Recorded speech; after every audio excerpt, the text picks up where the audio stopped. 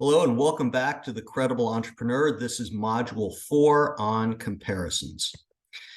Suppose that I tell you that we sold 2,000 units in 2018. This statement probably means little to you because numbers do not speak for themselves.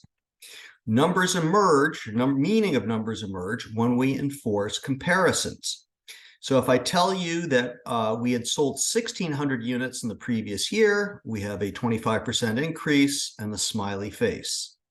If I told you the expectations for 2018 were to sell 2,100 units and the actual amount was 5% less, we have sort of a frumpy face. If I told you that our competitors sold 3,000 units and we'd sold only 2,000, we're a third under and we have an unhappy face. So the point of this is enforcing comparisons bring meaning, but the same number can mean different things depending on the comparison at hand.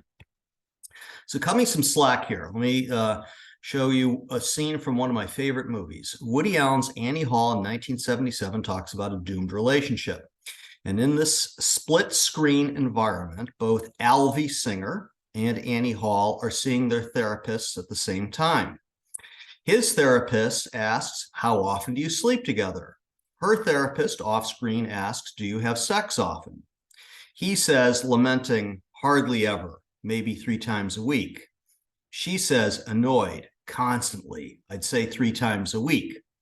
So the point of this is that we have different evaluations. They're both unhappy. There's no argument about the quantitative measure, but the benchmark against which the comparison has been made generates a different interpretation. So I just want you to remember this. Starting today, when in your career, I ask that you enforce a comparison whenever providing quantitative data. These comparisons turn data into evidence. Commonly used benchmarks to use in business settings include history, what happened last year, expectations for what our budget is, that we'll talk about that in a couple sessions, or the competition, what did another firm do? And then we use this comparison as evidence for the story. Thanks, and we'll see you next time.